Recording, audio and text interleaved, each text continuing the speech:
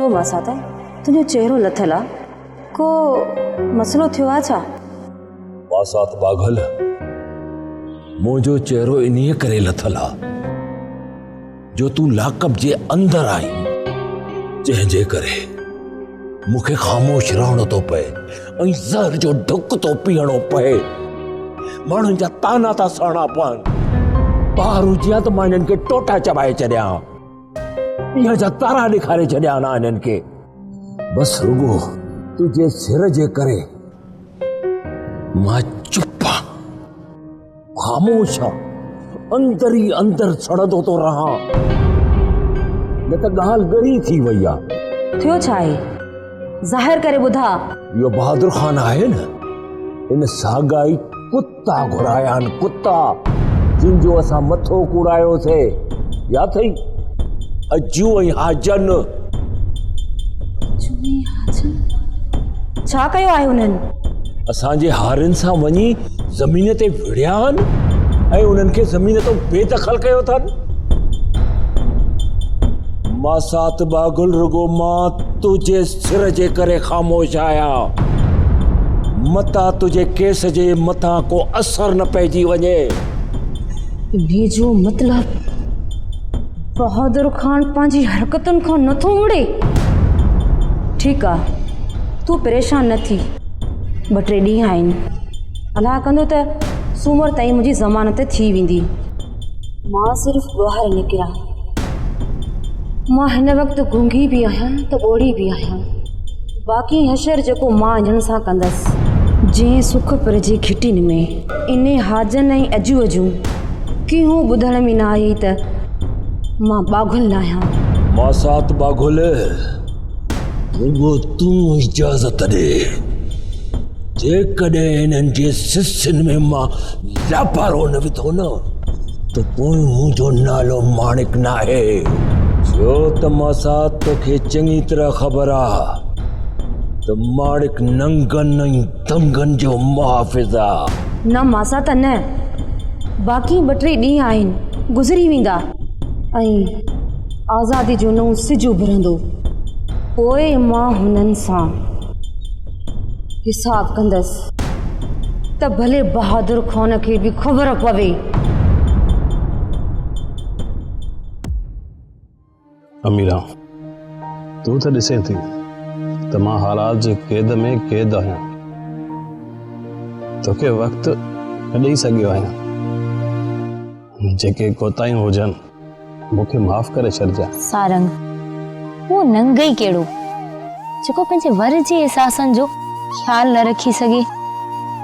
मां त पंहिंजे पलो में हयाती भर जी गंढ ॾेई छॾी आहे। हिकु ॾींहुं थोड़ी आहे, सॼी ज़िंदगी पई आहे। इहे ॾुख सूर अॻिते ओरींदासीं। बस मां इहो ई थो चाहियां त तुंहिंजे अखियुनि में कॾहिं बि ककर न ॾिसां। तूं मुंहिंजे अंदर जो उहो बांवरो पखी आहीं जेको हर रंग ऐं ढंग में मुंहिंजी हयाती आहे। छल जीअण जा के ॾींहं वधनि ऐं हज़ारे बहारूं गुज़री वञनि, पर पन छण कॾहिं न अचे। ईअं लॻंदो आहे मूंखे जीअं हर मुंद जी राति हुजी। दिलि चवे थी त सॼो ॾींहुं तोखे ॿुधंदो रहां ऐं सांझ थी वञे। पखी पंहिंजे वाहिरनि ते मोटी अचनि ऐं उन्हनि जे आवाज़ ते तोखे निंड अची वञे, कंहिं खीर पिया ॿार जीअं। सारंग, ईअं पियो लॻे ॼण गाज नदीअ ते वेठो बंसरीअ में मलार पे ॿुधाई। घणो ॻाल्हाईंदे मूंखे निंड वठी वेंदी ऐं माणकियूं शांत थी वेंदियूं। हाणे भला बस बि कर, मानी मूंखे खाइण ॾे ऐं मां ॾिसंदी रहां। ईअं ई सम्झ वॾो को सियाणो आहीं।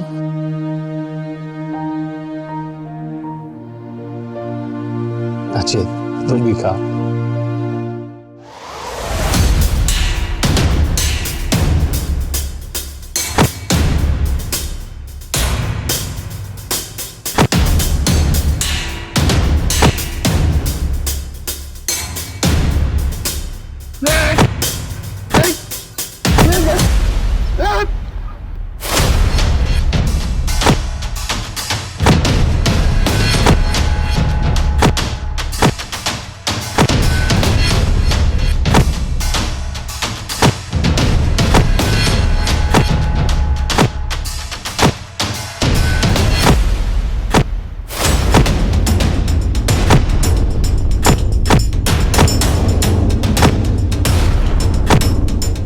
जेकॾहिं तव्हां अञा ॿिया ॻाल्हि सम्झी न सघिया त असां तव्हांजे दिमाग़ जी भौरी कढी छॾींदासीं। अगर जे तव्हांजा पेर वरी हिन ज़मीन ते पिया त कुहाड़ियुनि सां गभा गभा करे छॾींदोसांव। ये मुंडियूं कुहाड़ियूं हलण जा शौक़ ख़तमु कयो,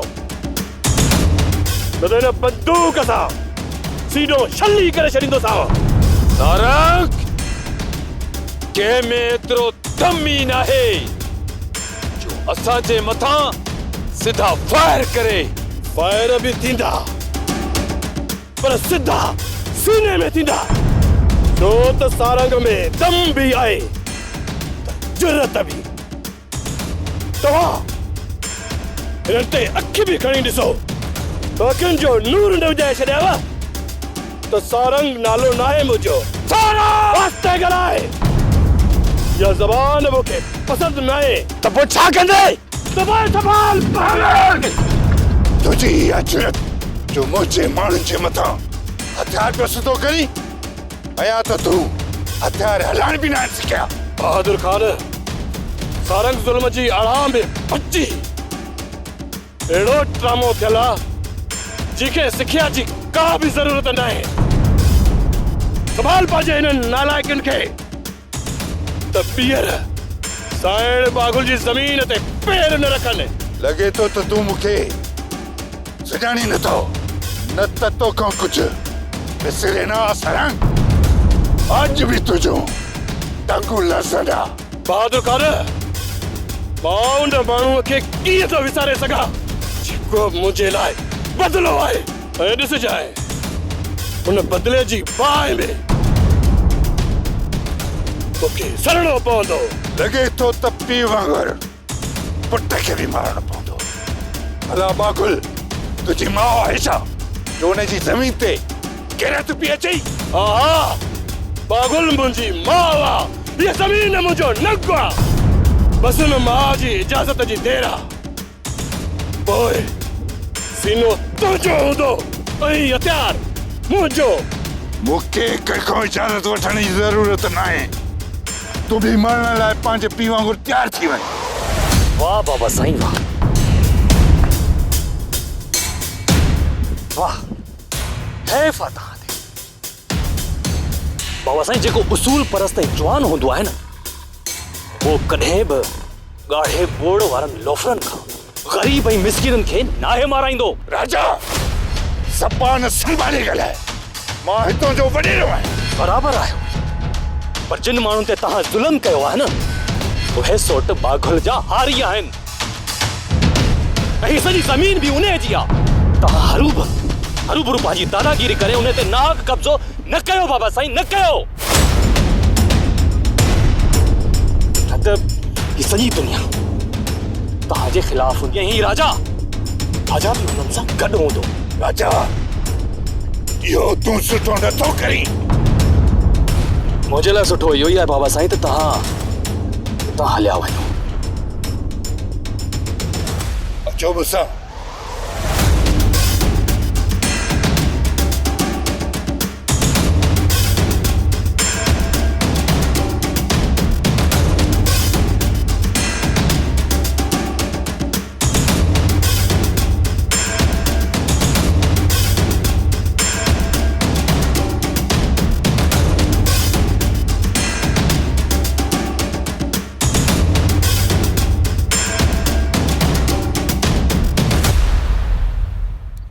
नंढा, तव्हां त सभु कुझु ॼाणो था।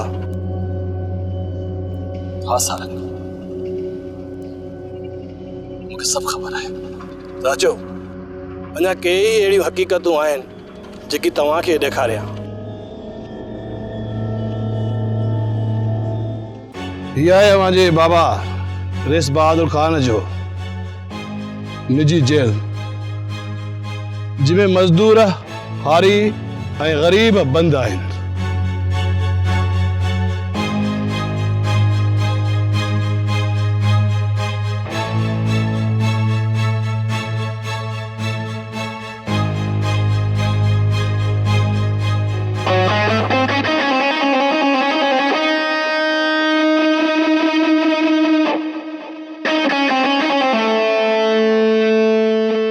के बाबा कैद कयो आहे सच सच ॿुधायो।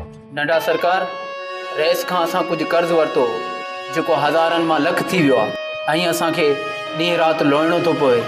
न कर्ज थो लहे न जान थी छुटे। ही जेल कॾहिं खां वठी कायम आहे? असांखे त 5-5 साल थी विया आहिनि पर असां पंहिंजे बचनि सां न आहियूं मिलिया। इन विच में मुंहिंजी मासूम न्याणी मरी वई जंहिंजो मुंहुं ॾिसण बि असांखे नसीब न थियो। नंढा रेस असांखे आज़ादु कराए अथऊं। अॼु खां वठी तव्हां सभु आज़ादु आहियो ऐं हाणे कॾहिं बि हिन कैद में न ईंदो। इहो तव्हां सभिनी सां राजा जो वाइदो आहे। मां सुभाणे ई ट्रैक्टर सां हिन निजी जेल खे पट कराईंदुसि। अॼु खां वठी तव्हां सभु आज़ादु आहियो। वञो। रब तव्हांजो भलो कंदो नंढा साईं। राजा साईं हिनखे छा चइजे? ज़िल्लत जो उपयोग हे इंसानियत जो तमामु वॾो क़तल आहे सारंग। मूंखे पंहिंजे बाबा खां नफ़रत थी वई आहे। बस सारंग बस, मां जी बाबा सां ॻाल्हाईंदुसि त ही गुरबत जे एहसासनि जो कारोबार कॾहिं खां शुरू कयो अथई। छा मुंहिंजे ख़ानदान में अहिड़ो बि कहर थी रहियो आहे? हैफ़ आहे बाबा, पर मां वाइदो थो कयां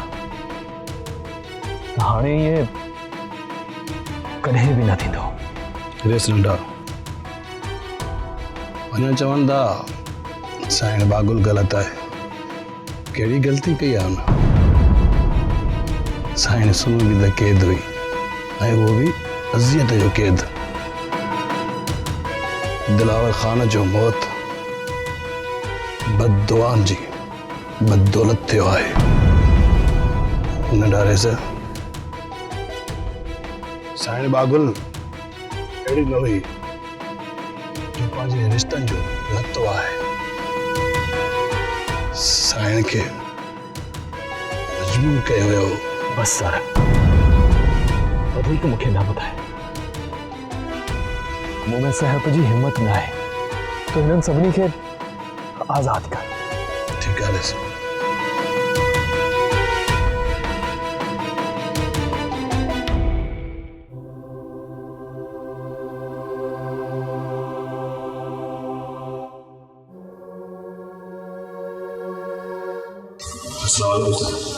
वालेकुम अस्सलाम भा सारंग।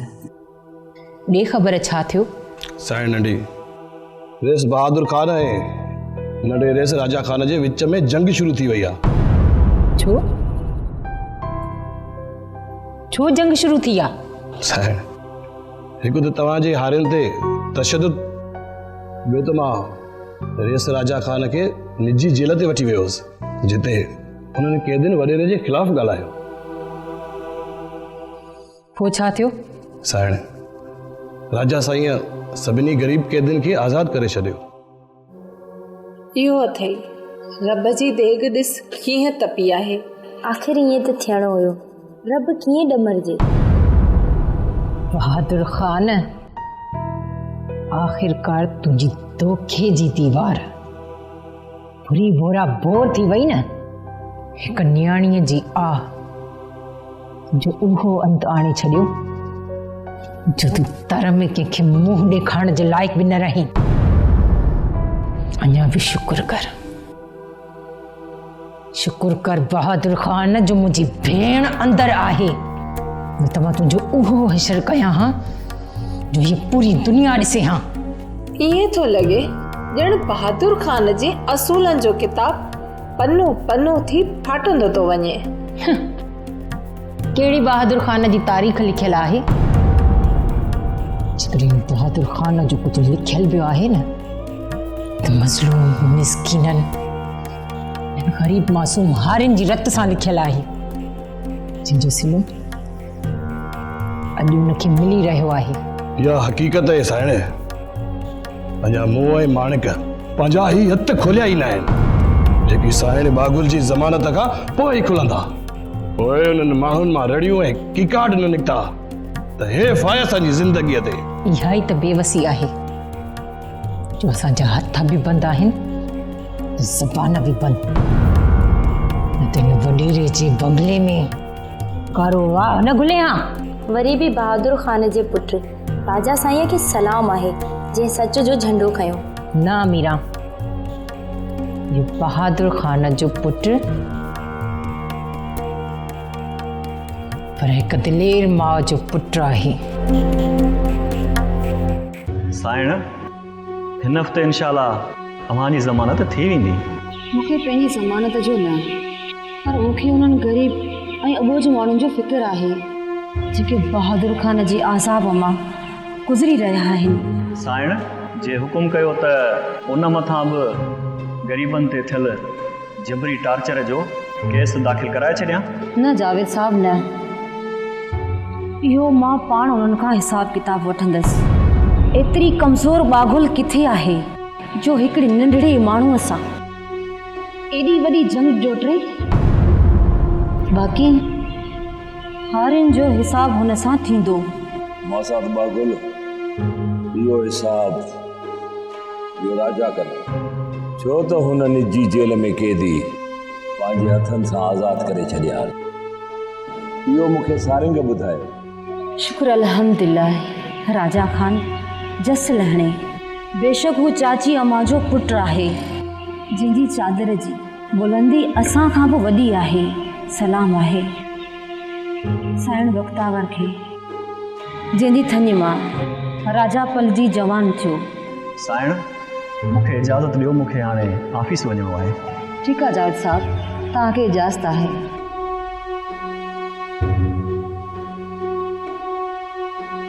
मासात बागुल जावेद साहब पैसा कोन थो वठे, इहो मुनासिब न आहे।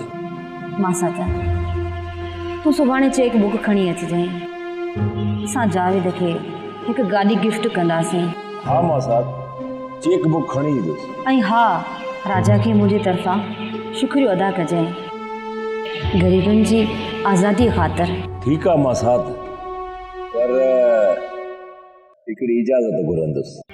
छाजी इजाज़त? बसि मासात रुगो मूंखे मोकल ॾियो।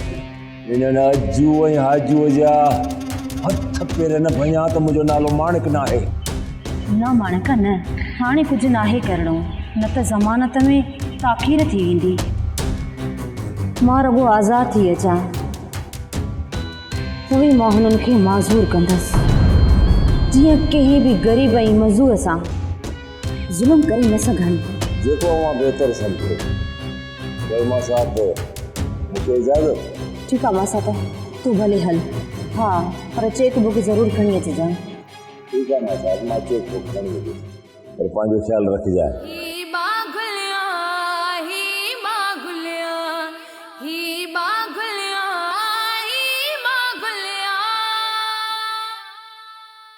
जीजा तव्हां वॾे साईं खे सम्झायो, सॼो ॻोठ खिलाफ़ थी वियो आहे। थियण ॾे सॼो ॻोठ खिलाफ़। मां बि ॾिसां त हिन जा ॾाढ जा ॾींहं केतिरा ॾींहं था हलनि। आख़िर हुनखे बावर आहे त कहिड़ी ॻाल्हि ते आहे, ख़बर त पए न। अमी मूं बाबा खे घणो सम्झाइण जी कोशिश कई आहे, पर हू त मुंहिंजी हिकु ॿुधे ई नथो। हिन जे लाइ मां सोचे छॾियो आहे, मां उन जे लाइ हाणे बग़ावत जो ऐलान थो कयां। राजा इहो छा थो चई? ईअं त घर में वॾो झेड़ो थी वेंदो। अमी झेड़ो थी तो चुको आहे, इन जे करे आऊं बाबा खां अलहदगी तो इख्तियार कयां। न खपे मूंखे अहिड़ो पीउ जेको हैवान सिफ़त हुजे। पुट तूं पंहिंजे पीउ लाइ अहिड़ा लफ़्ज़ न ॻाल्हाए। हू कुझु बि आहे पर तुंहिंजो पीउ त आहे न। अमी मां लावारिस आहियां। दुनिया में जेकॾहिं मुंहिंजो को रिश्तो आहे तो वो सिर्फ मुंहिंजी मां जो, बस। राजा राजा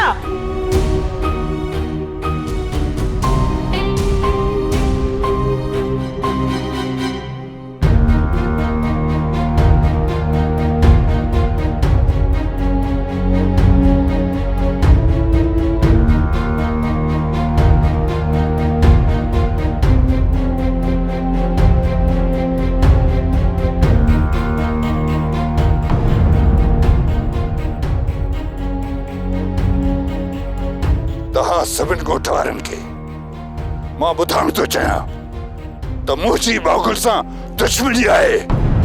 आज खां वठी बागुल जी जमीन ते कंहिं बि पेर कयो उनखे सख्त सज़ा ॾींदुसि। अरे सवॾा, असां मिसकीन हारी केॾांहुं वेंदासीं? ऐं फसल बि त तयारु थी चुको आहे। गरीब माण्हू आहियूं, नंढड़ा बच्चा आहिनि, केॾांहुं वेंदासूं? बुखनि में त पाह थी वेंदासीं। इहो त ज़ुल्म आहे बाबा साईं। असां गरीब फसल खां सवा केॾांहुं वेंदासीं? ॿियो त फसल खां सवा असां गरीबनि जो कुझु आहे बि न। बाबा साईं, इन फसल जो ई त आसरो आहे असांखे, ॿियो असां वटि आहे छा? इहो फसल कॾहिं बि खण कोन छॾींदुसि। मां इन फसल खे बाहि ॾेई छॾींदुसि। तव्हां पंहिंजो ॿियो को बिलो कयो, इहो तव्हांजे लाइ बहितर रहंदो। बाबा साईं, असां मिसकीन माण्हू पंहिंजो ॻोठु छॾियूं? कीअं छॾियूं? बाबा साईं, पंहिंजा लुड़क खणी केॾांहुं वेंदासीं? मां ॻोठ छॾण जी ॻाल्हि नाहे कई, ज़मीन छॾण जी ॻाल्हि कई अथमि। जेको बि बागुल जी ज़मीन ते पेर रखंदो उन्हनि जा पेर सलामत न रहंदा। इहो त ज़ुल्म आहे बाबा साईं। ॿियो त फसल खां सवा असां गरीबनि जो कुझु आहे बि न। इन जो मतिलब त मां ज़ालिम आहियां ऐं जेको मुंहिंजो जवान पुटु क़तल थियो आहे उन बागुल सां तव्हांजो हमदर्द मां छा सम्झा? बाबा साईं, हुनखे असां त नाहे मारियो न जो तव्हां इहा सज़ा ॾेई रहिया आहियो। बस वधीक हिकु लफ़्ज़ बि न ॻाल्हाइजो, न त बहादुर ख़ान तव्हांजे रत वाइण में देरि कोन कंदो। ॾिसो छा था, ॿुधो कोन था, निकिरो था।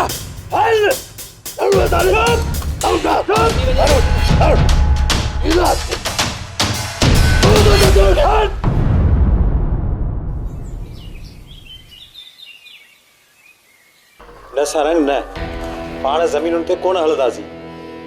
असांखे पंहिंजी इज़त प्यारी आहे। हीउ त सिधो सां वॾेरे जो ॾाढ आहे।